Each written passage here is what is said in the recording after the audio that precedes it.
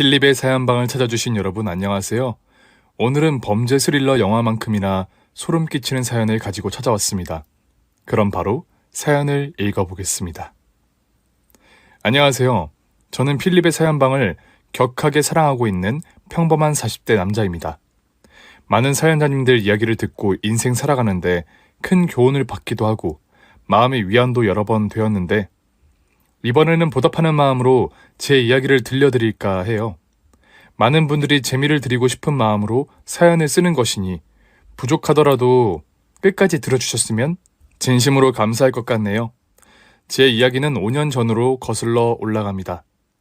30대 후반까지 직장 생활을 하다가 회사에서 연신 진급을 물먹는 바람에 어쩔 수 없이 퇴사를 할 수밖에 없었던 저는 재취업에도 연이은 실패를 맛보았습니다.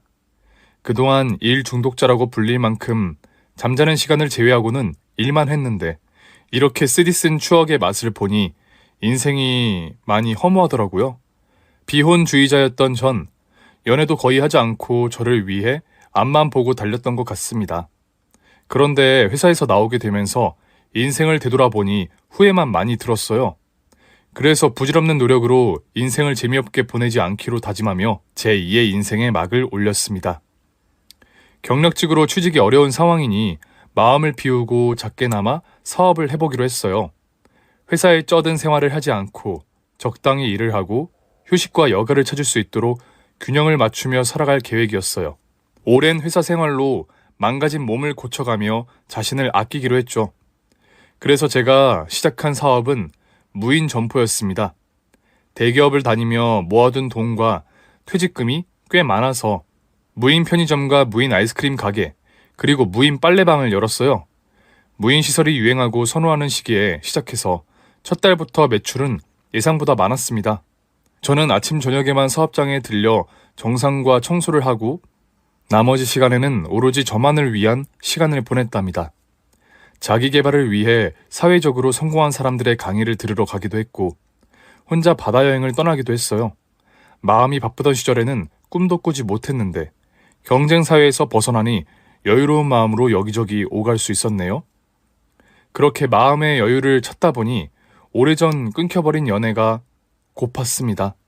그래서 아는 지인들에게 소개팅을 해달라고 넌지시 말을 해놓고 기다렸더니 얼마 지나지 않아 제 사진을 보고 마음에 들어한다는 여자가 나타났다는 연락을 받았답니다.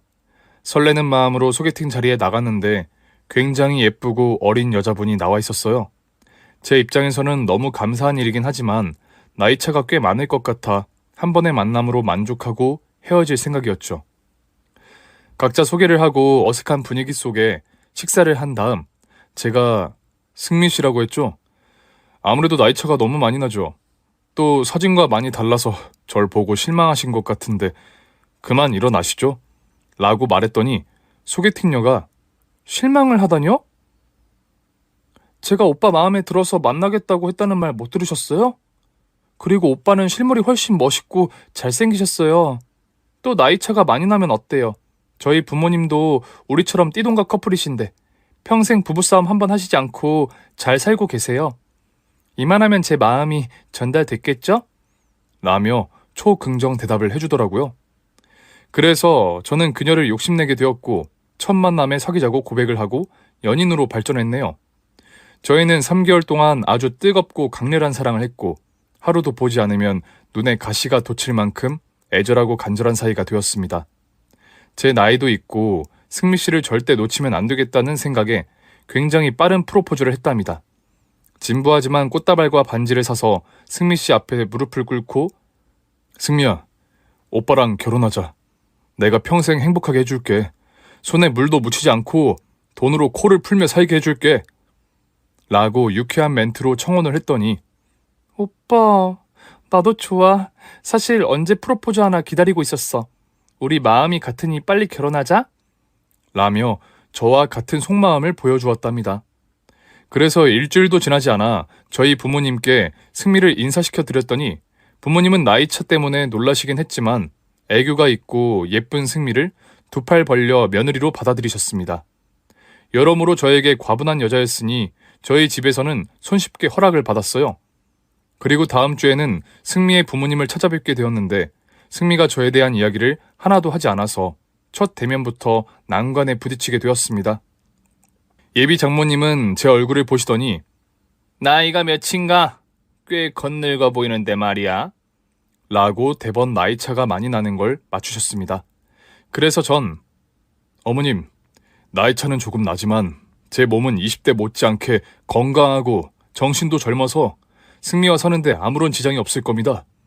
하고 돌려 대답을 했죠. 그랬더니 장모님은 그러니까 자네 나이가 몇이냐고? 라고 화를 내셨어요. 저는 승미에게 시선을 돌려 눈치를 보다가 이내 솔직하게 대답했습니다. 39입니다, 어머님. 뭐야? 39? 승미 너 어디서 이런 중늙은이를 데려온 거야? 너보다 12살이 많은 남자랑 결혼하겠다는 게 말이 되니? 내가 널 어떻게 키웠는데 이런 식으로 뒤통수를 쳐? 그러자 승미가 장인어른과 장모님을 번갈아 보며 엄마 아빠도 띠동갑이잖아. 두 사람은 되고 난 왜 안 돼? 라며 소리쳤답니다. 장모님은 어이가 없다는 듯 한숨을 푹푹 쉬며 이거사, 우린 우리고 너는 너야. 온실 속 화초처럼 키운 너를 이런 늙은이에게 줄 수 없단 말이야. 정신 차리고 젊고 능력 있는 남자를 만나도록 해. 너 정도면 의사, 변호사, 판사 줄을 선다고. 얼마 전에도 사자한테 선자리가 들어왔다고 했잖아. 라고 설득하시더군요. 저는 안절부절하지 못하고 가시방석에 앉아 꿀먹은 벙어리가 되어 있었습니다. 제가 사자였으면 당당하게 승미를 데려가겠다고 말할 텐데 언제 망할지 모르는 사업자이니 뭐라 표현을 하지 못하겠더라고요. 그러자 승미가 엄마 아빠 우리 오빠 이 정도면 훈남 아니야? 나이보다 동안이고 여자 경험도 거의 없어. 또 능력이 좋아서 가게를 3군데나 운영하는 사장님이라고. 오빠랑 결혼하면 내 팔자 피는 거라고. 하며 강한 의지를 보여주었어요. 이에 장인 장모는 더 할 말이 없다며 무조건 헤어지라고 호통을 치시며 저를 내쫓으셨습니다. 그날은 너무 긴장하고 놀라서 아무 말도 못하고 돌아왔네요. 집에 가서 여러 생각을 해봤는데 제 마지막 여자가 승미라는 걸 1000만 번은 확신하고 느꼈답니다. 그래서 처가의 허락을 받기 위해 고군분투를 결심하게 되었어요. 처부모님의 마음이 진정되었다 싶었을 때 승미가 연락을 해서 바로 찾아갔어요. 다행히 문전박대를 당하지 않아 거실 안까지 들어가게 되었습니다. 저는 양손에 들고 있던 수천만 원짜리 산삼과 꽃다발을 드리고 무릎을 꿇고 두 분께 말씀드렸어요. 아버님, 어머님, 저 승미 없으면 못 삽니다. 승미를 위해서라면 오장육부를 다 줄 수 있을 만큼 깊이 사랑해요. 부디 저를 사위로 받아주시면 승미와 함께 효도를 할 테니 제발 허락해주세요. 정말 승미 없는 인생은 상상도 하고 싶지 않습니다. 저는 진심을 토로했는데 처부모님은 여전히 표정이 좋지 않으셨습니다. 팔짱을 끼고 듣던 장모님은 이보게, 이런 비싼 선물을 사오고 무릎 꿇고 사정하면 자네를 받아줄 거라 생각했나? 우리 딸은 자네 같은 늙은 놈이 넘보면 안 될래야. 고작 사업하는 나부랭이한테 줄 마음이 눈꽃만큼도 없다고. 내 딸 승미 정도만 사자 사위를 볼 수 있다고 몇 번을 말해. 그런데 우리가 뭐가 아쉬워서 자네 같은 평범한 사람을 드리겠나? 내가 냉수 한 잔 줄 테니 정신 차리고 나가게. 라고 하시며 조금도 마음의 문을 열어주시지 않았습니다. 그래도 저와 승미는 헤어질 생각이 단 1도 없어서 끝까지 처부모님의 허락을 받을 때까지 버티기로 했어요. 저는 사랑의 자존심은 필요 없다고 여겼으니 무시를 당하더라도 오뚜기같이 다시 일어나 처부모님을 찾아가 조르기도 하고 빌기도 하며 승미와 결혼시켜달라고 했습니다. 비싼 선물도 빠지지 않고 가져다 드리며 계속해서 어필했죠. 그래서 처부모님은 5개월 만에 저를 허락해 주셨습니다. 장인어른은 무뚝뚝하게 허락할 테니 잘 살라는 말씀을 남기셨고 장모님은 저에게 자네도 참 끈질기네. 내가 모진 말에 그렇게 했는데도 마음이 변하지 않는 거야? 나도 더 이상은 남의 집 귀한 아들한테 흰소리하기 싫으네. 두 손 두 발 다 들었으니 내 딸 승미와 결혼하게. 라며 제 두 손을 잡아주시고 미안하다는 말씀을 해주셨습니다. 그 순간 얼마나 기분이 좋던지 평생 눈물 한 번 흘려보지 않던 제가 수도꼭지를 튼 수돗물처럼 멈추지 않고 울었습니다. 그렇게 처부모님께 결혼 승낙을 받게 되고 한 달 뒤 상견례를 치르게 되었는데 장모님이 바라는 걸 적어 오셨더라고요. 띠동갑 아내와 결혼하려면 그 정도는 내놓아야 한다고 하시더군요. 우리가 큰 걸 바란 게 아니잖아요?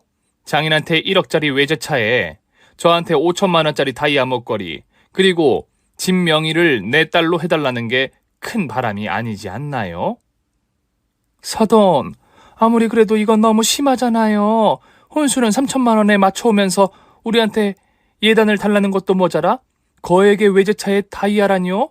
이건 좀 심한 것 같습니다. 아무리 세기가 어리다고 해도 말이에요. 그래요? 그럼 이 결혼은 없던 거로 해야겠네요. 내 딸은 어디에 나가도 남자들이 줄을 선다고요. 댁 아들 같은 평범한 남자들은 그 줄에 서지도 못하고요. 이에 저희 부모님은 떨떠름한 표정으로 가만히 계셨습니다. 그래서 제가 장모님께 장모님, 걱정 마세요. 제 능력으로 충분히 감당할 수 있습니다. 제가 직접 다 해드릴 테니 저희 부모님께 말씀하지 않으셔도 됩니다. 라고 원하는 걸 다 해드리겠다고 말씀드렸어요. 부모님은 이런 결혼을 꼭 해야겠냐며 다시 생각해보라고 하셨는데 100번을 고민해도 승미를 너무 사랑하고 있어 포기가 되지 않았답니다. 그래서 부모님은 어쩔 수 없이 제 의견을 존중해 주셨어요. 그렇게 결혼식을 올리게 되었고 꿈에 그리던 신혼생활에 막을 올렸습니다. 아내는 대학을 졸업하고 취업을 하지 않은 상태였는데 계속해서 취업을 하지 않고 저의 아내로만 지내기로 했어요. 12살이나 어린 아내를 얻었는데 이렇게 해주는 건 너무나도 당연한 일이었죠. 다행히 저의 무인 가게들이 매일 많은 돈을 벌어들여서 돈 걱정하는 일이 없었고 아내에게 많은 생활비와 용돈을 줄 수 있었습니다. 아내는 신혼 첫 달에는 혼자서 살림을 곧잘 하더니 몸이 힘들다며 요구할 게 있다고 말하더라고요. 오빠, 나 살림하기 싫어졌어. 가사 도우미 붙여주라. 가사 도우미? 집안일이 그렇게 힘들었어? 당신이 그러자고 하면 그렇게 해야지.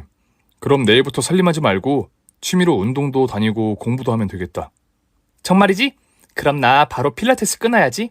그리고 공부는 대학 때 실컷 해서 하고 싶지 않아. 오빠 덕분에 사모님 놀이하면서 살 수 있겠네? 고마워, 오빠. 고맙긴. 당신이 나랑 결혼해준 것만으로도 나한테는 아주 큰 행복이야. 이 정도는 아무것도 아니니까 나중에 돈을 더 많이 벌어서 좋은 거 많이 해줄게. 와, 감동이다, 오빠. 그러면 우리 내년에 세계 일주 하는 거 어때? 내 버킷리스트 중 가장 하고 싶었던 게 세계 일주인데 오빠랑 꼭 해보고 싶어. 세계 일주? 까짓거 하지 뭐. 가게는 알바생한테 맡기면 충분히 운영이 가능하니까 말이야. 그렇게 아내에게 점수를 따며 달콤하면서 화끈한 신혼생활을 이어갔습니다. 하지만 이듬해 생각지도 못한 변수가 찾아와 제 사업이 삐그덕대기 시작했답니다. 바로 코로나라는 전염병이 찾아온 거죠.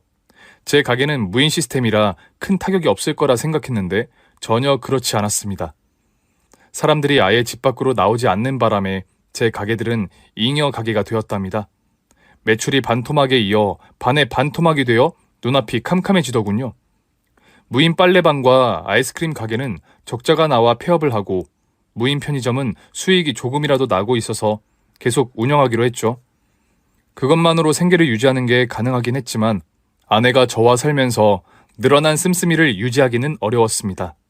저는 어떻게든 아내를 고생시키지 않으려고 남는 시간에 일을 하기로 했어요. 여보, 코로나 때문에 가게를 2개나 닫아버렸으니 다른 일을 하면서 무인 편의점을 운영해야겠어. 요즘은 사람들이 집에서 배달을 그렇게 자주 시켜 먹어서 돈 벌기가 좋다더라. 오빠, 진짜 망한 거야? 이제 알바까지 뛰어야 하는 상황인 거야? 평생 호강시켜 준다더니 이게 뭐야. 미안해. 나도 이렇게 무서운 전염병이 올 거라고는 상상도 못했어. 나뿐만 아니라 많은 사람들이 망해서 길바닥에 나앉는 설정이니 어쩔 수 없잖아. 나중에 코로나가 지나가면 다시 재개할 테니까 당분간은 돈을 조금 아껴 써주라. 이런 부탁해서 미안해. 몰라. 앞날이 걱정돼서 편하게 집에서 놀 수 있겠어? 그리고 오빠한테만 큰 짐을 안게 해주고 싶지 않아. 나도 학원 다녀서 자격증이나 따볼 생각이야. 간호조무사는 금방 따서 취업이 가능하다고 하니까 도전해 볼게. 아니야. 당신이 돈을 벌 정도로 형편이 어려운 건 아니니까 일하지 않아도 돼. 그리고 당신처럼 고생 모르고 자란 사람이 무슨 일을 한다고 그래? 그냥 집에서 쉬어. 됐거든. 나도 내 앞가림은 충분히 가릴 수 있는 사람이야. 그리고 이 코로나가 언제 사라질지 모른다고 뉴스에서 실컷 떠들어대는데 속 편하게 가만히 놀고 있으라고? 그리고 집에만 있으면 답답해서 돌아버릴 것 같아. 놀지도 못하는데 일이라도 해야지. 여보, 당신이 이렇게 나오면 내가 뭐가 되겠어. 장인 장모님한테 한 약속을 어기는 셈이 되는 거잖아. 내가 대리운전까지 뛰어서라도 당신을 부족하지 않게 해줄게. 됐네요. 내가 남편을 노예 부리듯 부려먹는 것보다 직접 발로 뛰는 게 나아. 딱 코로나가 끝나는 시점까지만 일할 테니까 그런 줄 알아. 알았어. 당신이 이렇게 완강하게 나오니 더는 말리지 못하겠네. 미안하고 고마워, 여보. 그래서 아내는 바로 간호조무사 학원을 등록하고 수개월 동안 공부해서 자격증을 취득했습니다.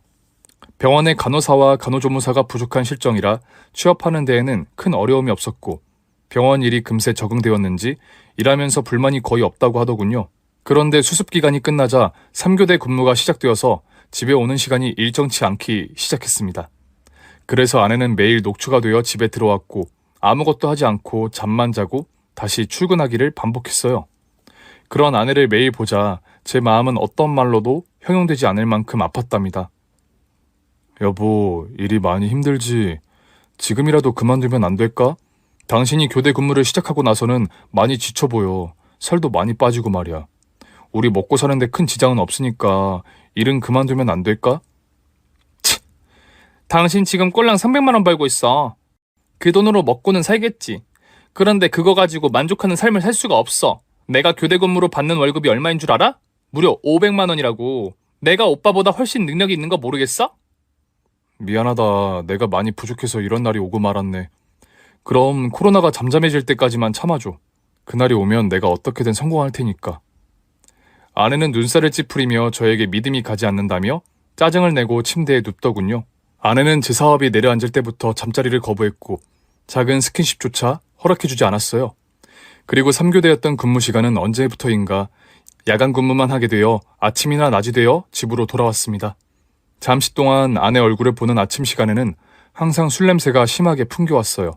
아내가 피곤해 절어 들어왔지만 도대체 왜 매일 술을 마시고 들어오는지 알아야 할 것 같아 잠들려고 하는 아내에게 물었습니다. 여보, 도대체 매일 술 냄새를 풍기고 들어오는 이유가 뭐야? 당신은 술을 입에도 못 대는 사람이었잖아. 몰라. 응급실 환자들이 대부분 술 먹은 취객이라서 나한테 배겼나 보지. 그리고 맨날 의사랑 간호사들이 갑질하는 바람에 승질이 나서 한두 잔씩 하고 들어오는 거야. 사람이 밖에서 일하면 술도 마시고 할 수 있는 건데 왜 잔소리를 하고 난리야? 내가 이렇게 고생하는 게 누구 때문인데? 알았어, 미안해. 난 그냥 당신이 걱정돼서 하는 말이었어. 피곤할 텐데 얼른 자. 아내는 제가 말을 걸기라도 하면 짜증과 비난을 섞은 말로 저를 대했습니다. 제 능력이 바닥에 닿았으니 뭐라고 할 말이 없어 늘 기가 죽은 채로 지내야 했어요. 그래도 시간이 해결해준다는 말처럼 어느새 위드 코로나라는 지침이 내려오고 사업가들과 자영업자들에게 다시 일어설 기회가 주어졌습니다. 무인 편의점을 버리지 않고 버티길 천만 잘했다는 생각이 수없이 들 만큼 장사가 잘 돼서 예전보다 수익이 좋아졌답니다. 또 배달일로 조금씩 모았던 돈과 무인 편의점의 매출을 더해 마카롱 가게를 작게 열었어요. 제가 직접 만들진 않고 물건을 떼와서 팔았는데 불티나게 잘 팔려서 처음부터 대박의 조짐이 보였죠. 그렇게 두어 달이 지나자 코로나 이전의 벌이 이상으로 잘 벌게 되어서 아내가 더는 고생할 필요가 없었습니다. 그래서 당장 아내에게 여보, 이제 월 1,000만 원은 넘게 버니까 간호조무사 일은 그만두지 그래. 고생 그만하고 살림이나 하라고. 라고 말했더니 아내가 뭐야? 지금 다시 돈 잘 버니까 여자인 나는 일을 때려치우라고? 이거 봐. 나도 일에 대한 자부심이 있어. 돈 때문이 아니라 내가 사랑하는 일이기 때문에 계속 다닐 거라고. 라며 큰 소리를 치더라고요. 저는 그런 의미로 말한 게 아니었는데 아내는 기분이 언짢다며 화만 연신 내더라고요. 제 사업은 날이 갈수록 잘 되어갔고 직원들이 잘 운영해줘서 제 손이 많이 필요하지 않았습니다. 그래서 아내와 시간을 조금이라도 같이 보내고 싶어서 차로 병원에 데려다 주려고 했습니다. 저녁이 되어 수수하게 옷을 입고 방에서 나오는 아내를 보고 소파에서 일어나 여보, 가자. 데려다 줄게. 라고 했더니 뭐? 갑자기 왜? 그냥 당신 일이나 해. 직원들한테 다 맡기지 말고 나가서 일일이 확인하란 말이야. 라며 거부하더라고요. 그래도 전 아내와의 관계를 회복하고 싶어서 계속 설득했답니다. 이윽고 귀찮다는 듯이 알았어. 그럼 병원에 데려다주고 바로 돌아가야 해. 괜히 병원 안에 들어와서 동료들한테 인사를 한다거나 쓸데없는 짓을 하면 안 된다고. 알겠어? 하며 뾰루통하게 대답하더라고요. 당연하지. 응급실 근무인데 괜히 방해할 일은 내가 왜 하겠어. 난 그저 당신이랑 조금이라도 붙어있고 싶어서 이러는 거야. 여보, 우리 예전처럼 지내면 안 될까? 매일 불타는 밤을 보내던 날이 그리워. 내일 아침에 퇴근하면 모처럼 좋은 시간을 보내는 게 어때? 그러니까 지금 나랑 잠자리를 가지고 싶어서 쇼한다는 거야? 아주 짐승이 따로 없네. 마누라가 밤을 지새우고 들어오는데 그 짓을 꼭 하고 싶니? 진짜 저질이다. 저질이라니. 부부 사이에 잠자리는 당연한 거 아니야? 코로나가 시작된 후부터 우리가 같이 잔 적이 없었잖아. 난 당신을 품에 안고 싶단 말이야. 아, 됐어. 징그러우니까 그딴 소리 집어치워. 그리고는 병원 앞에 도착하자 인사도 없이 차에서 내려 문을 쾅 하고 닫고 떠나갔습니다. 돌아가는 길에 생각해보니 제가 생각이 짧았던 것 같았어요. 바쁘고 고단한 아내에게 그런 말을 한 게 철딱서니 없이 보였을 것 같아 내심 미안했죠. 그래서 사과하는 의미로 아침에 퇴근하는 시간에 맞춰 병원 앞으로 가서 아내를 기다렸습니다. 오랜만에 꽃다발을 들고 말이죠. 그런데 퇴근 시간이 한참을 지나도 아내가 나오지 않았어요. 연장 근무를 하나 싶어서 병원을 나서는 간호사 한 명을 붙잡고 물었습니다. 저 실례합니다. 여기서 근무하는 박승미 간호조무사님 남편인데요. 제 아내가 아직 퇴근을 하지 않아서요. 혹시 아내 있나요? 박승미라는 이름은 처음 들어보는데요.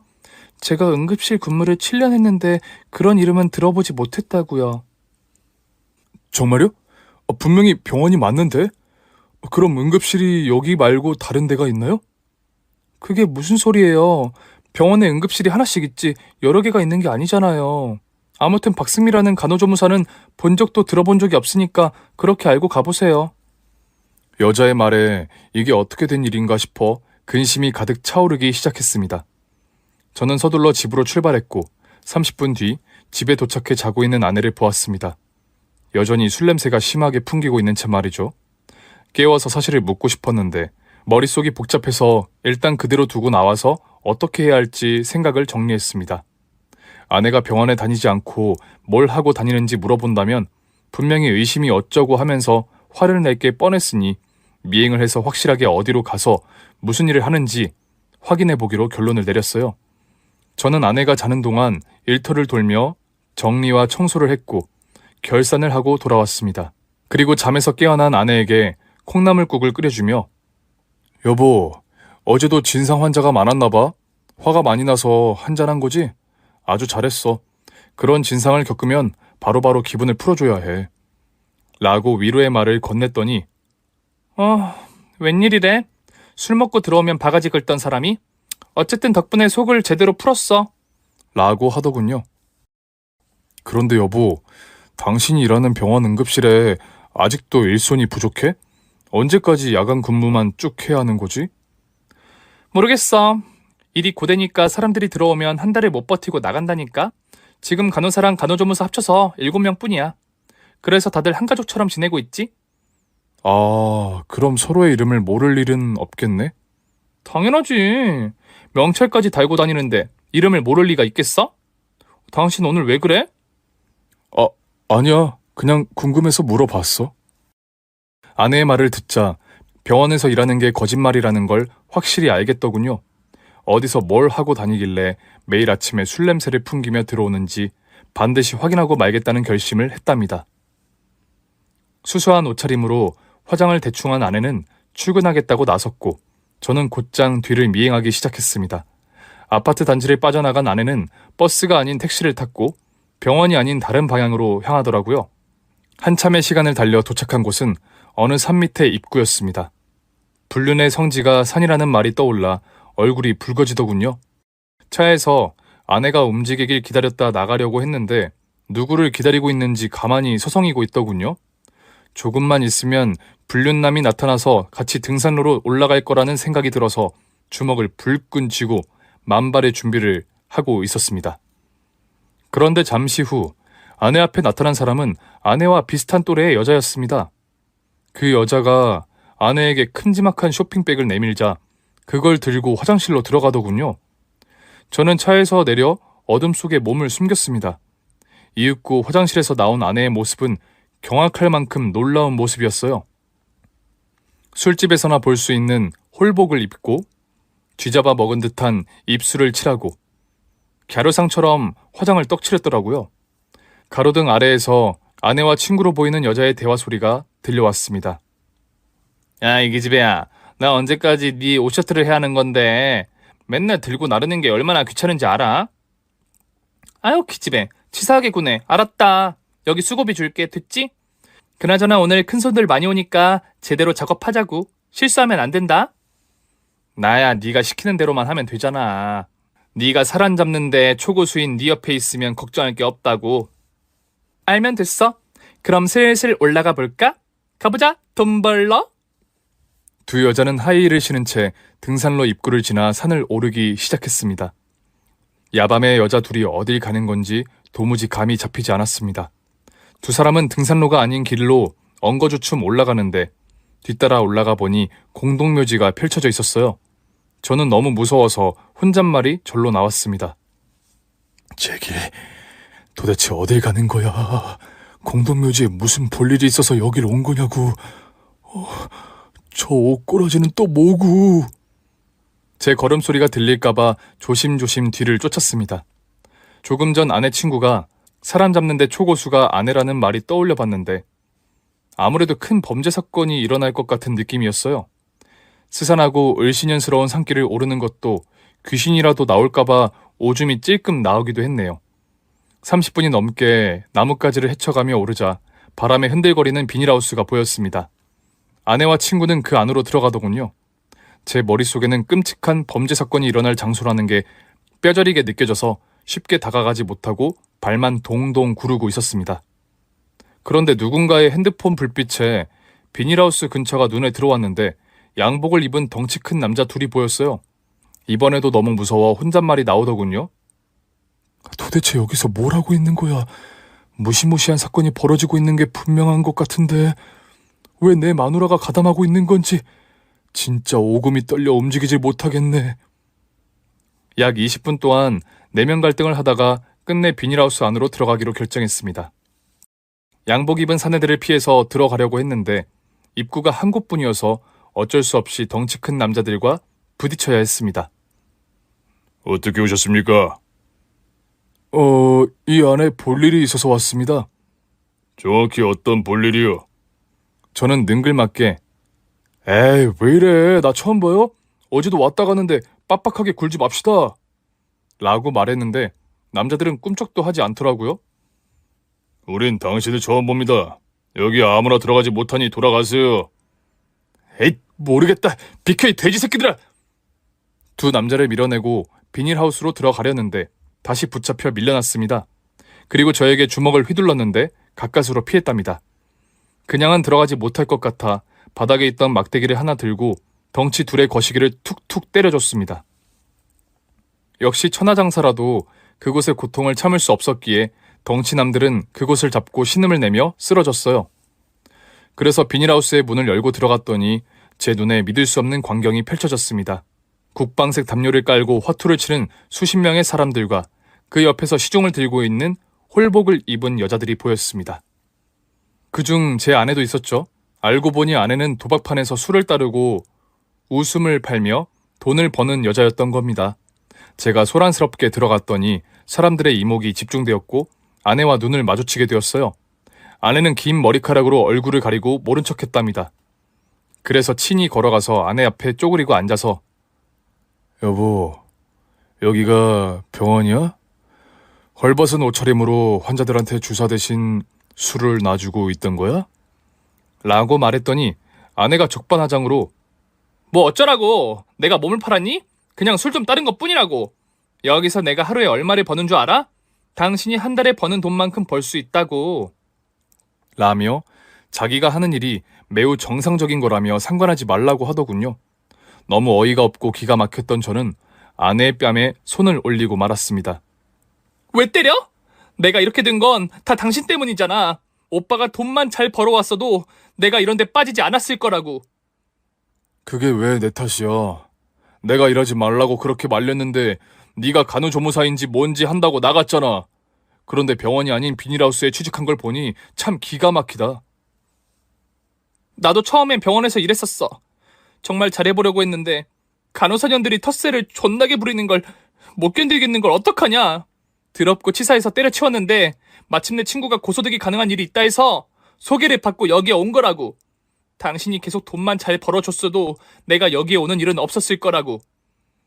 내가 몇 번이나 일을 관두라고 했잖아.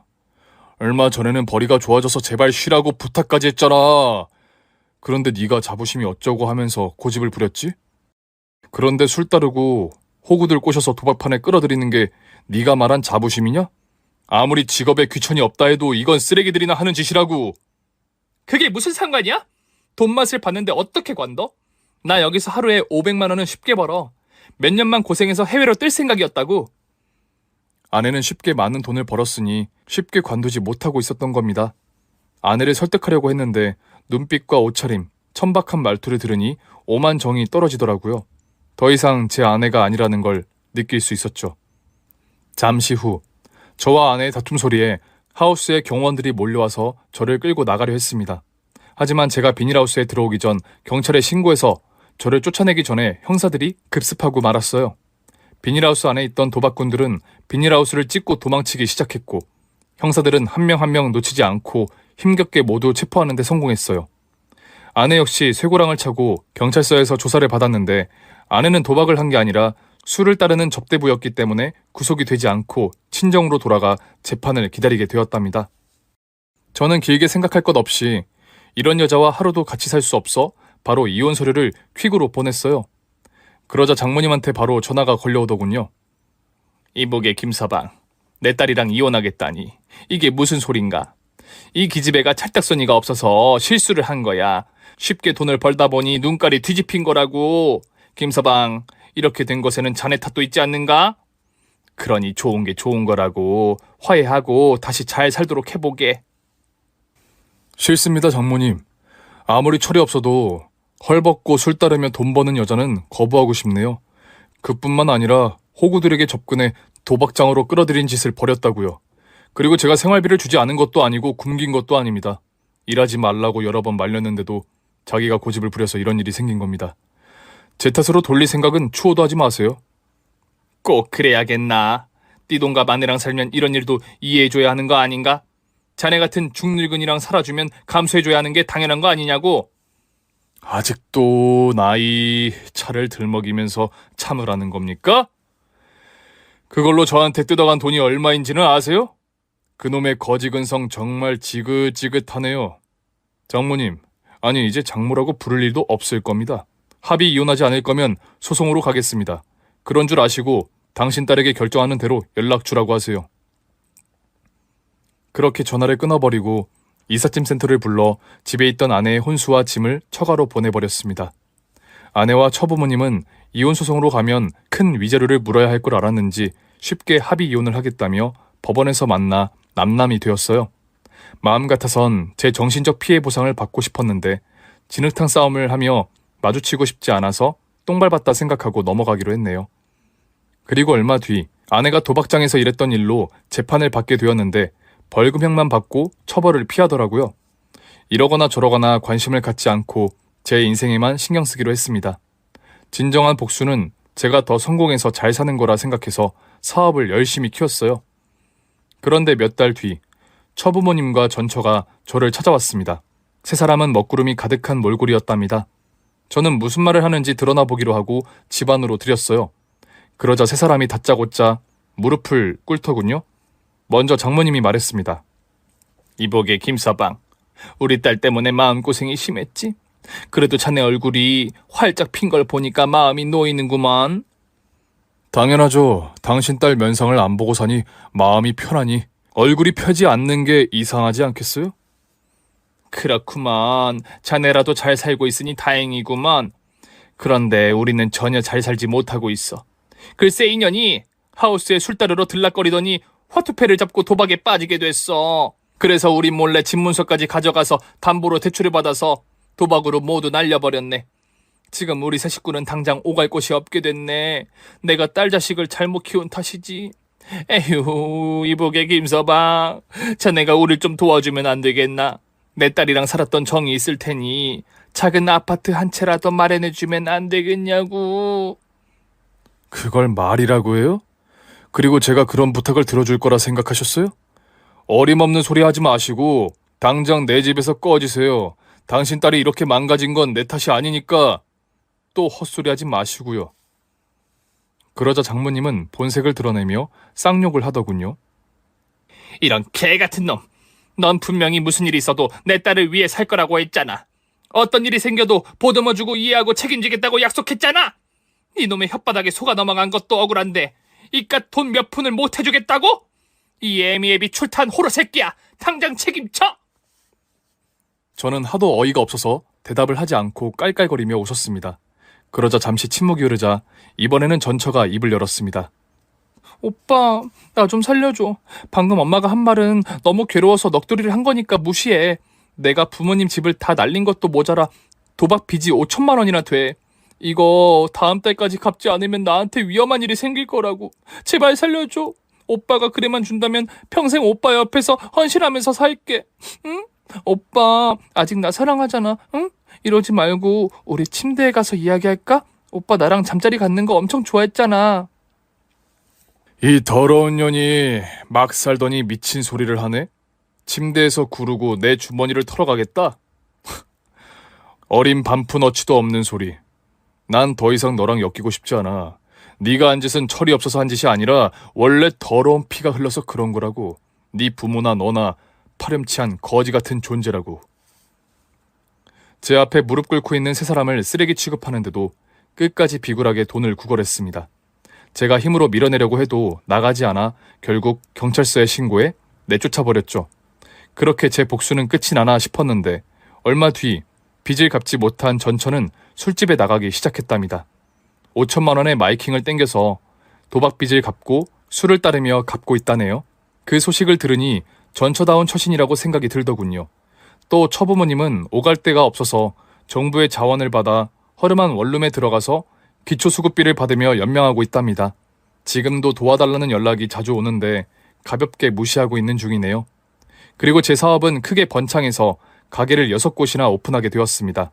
모두 무인 시스템으로 운영되고 알바생들이 틈틈이 청소와 정리를 하고 있어 저는 편하게 돈을 벌고 있어요. 얼마 전 소개팅을 받게 되었는데 제 또래의 이혼녀였습니다. 주변에서 어린 여자를 소개해준다고 했는데 다 거절하고 나이가 있고 지혜로운 여자를 선택한 거죠. 그래서 지금 그 여자와 결혼을 전제로 잘 사귀고 있습니다. 여기까지 제가 결혼한 여자가 얼마나 간이 크고 무서운 여자였는지 사연을 써봤는데요. 이런 일을 겪으신 분들이 적지 않을 거라는 예상이 들기도 합니다. 만약 저와 같이 무서운 아내나 남편과 살았던 분들은 댓글로 소통을 해주셨으면 좋겠어요. 그럼 저는 물러가도록 하겠습니다. 안녕히 계세요. 오늘의 사연도 충격적인 이야기네요. 산속의 도박장이라니 상상도 못한 반전에 무릎을 탁 치게 되네요. 그럼 저는 다음 사연으로 찾아뵐 테니 구독과 좋아요를 눌러주시고 안녕히 돌아가 주시길 부탁드립니다.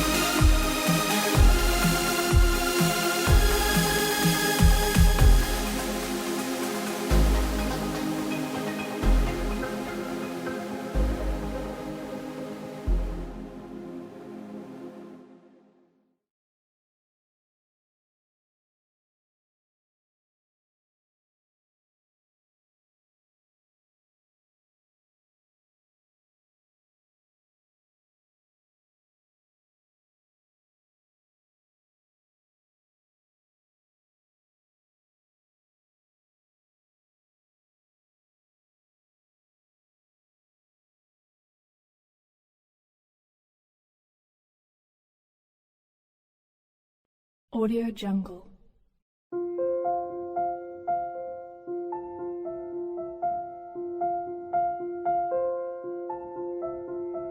Audio Jungle.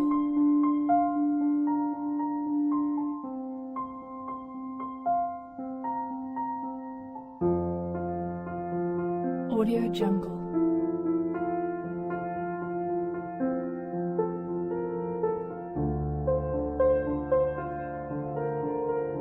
Audio Jungle.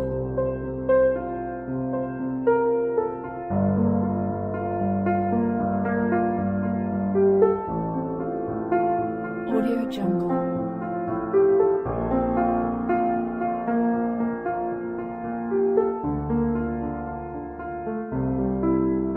Audio Jungle.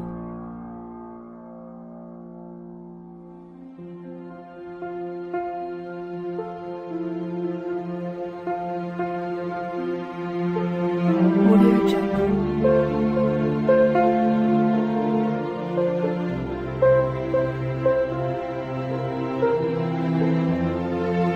Audio Jungle.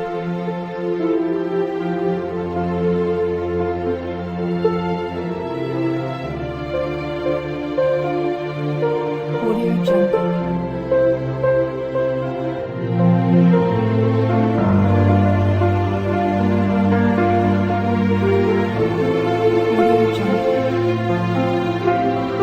Audio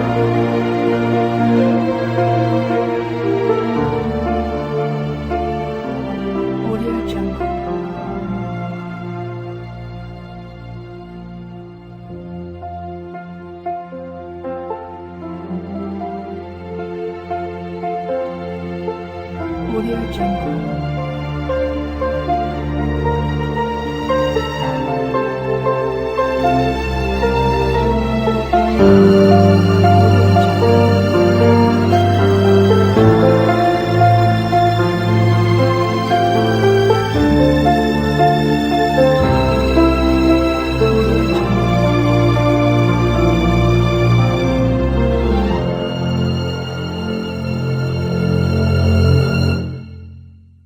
Audio Jungle.